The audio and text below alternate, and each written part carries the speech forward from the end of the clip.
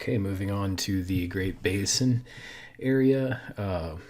In the area that what's now western Colorado, eastern California, Nevada, and Utah, these natives mostly foraged for food, and they would track elk and antelope and would trap birds, toads, and snakes for their food. They also would forage for nuts, seeds, and plants.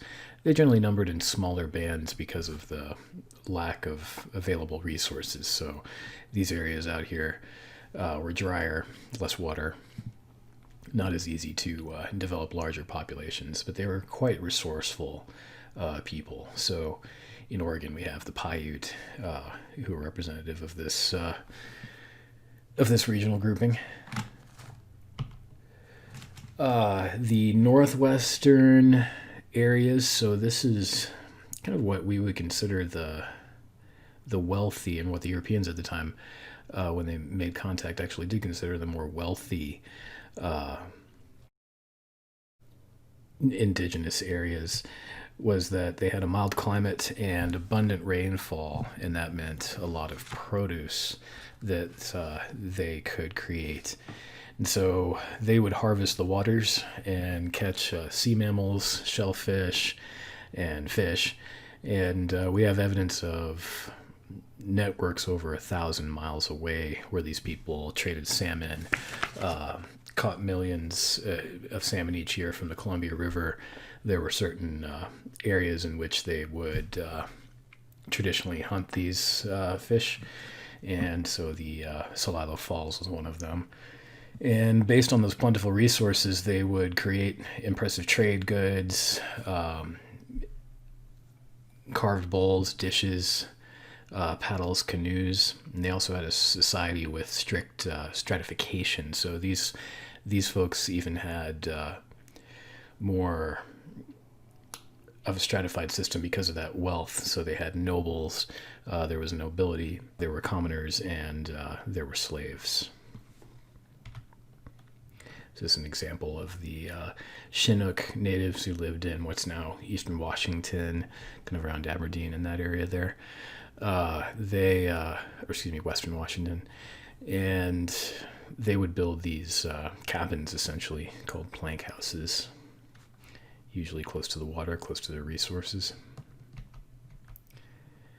And then the Arctic groupings.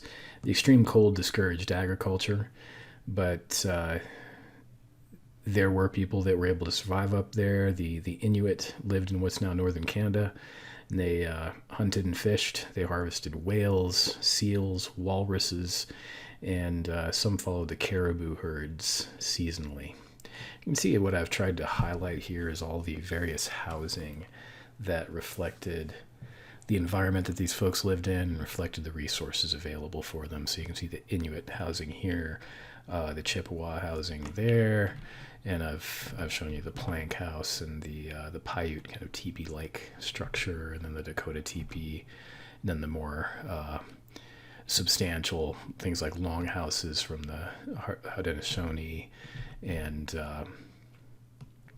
what were called wigwams, that were various housing units that the Eastern Woodlands used. So what we want to remember with all this is that, again, these people were highly diverse and highly attuned to their environment, able to use their resources extremely effectively.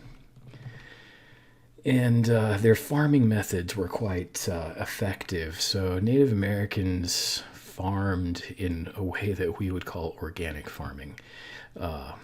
They would plant different kinds of crops together, and that would reinforce the nutrients. So the most famous grouping that a lot of natives in North America used were called the Three Sisters, corn, beans, and squash. And various natives would plant those together, and the corn, you'd plant the corn stalk, and then you'd plant the beans by it, and the beans would work their way up the corn stalk, and then the squash would bloom around the corns. The nitrates from the crops would reinforce each other and make a more healthy produce. And so this type of farming actually worked very effectively to produce healthy food. one thing that we take for granted is that Native Americans at the time of contact in 1492 and in the 1500s, they were healthier than Europeans, in large part because of the food they ate. The average Native American male from North America was about almost a foot taller than the average European male in 1500, and the reason for that was because so much better food. They ate a lot of this healthy food that was very nutritious, and they'd have a lot of protein and greens, whereas a lot of the Europeans ate a lot of bread. Imagine how healthy you'd be if all you ate was bread. The protein and fresh food the Europeans had access to, that tended to go toward the wealthier people, not the poorer people. So the natives were quite healthy in their lifestyles. Cleaner, too. We take that for granted, too. They bathed more. But their farming reflected a lot of their values, and it was also very healthy. So I'll link a clip here from this film that will, about 20 minutes, that discusses some of the early natives and their accomplishments.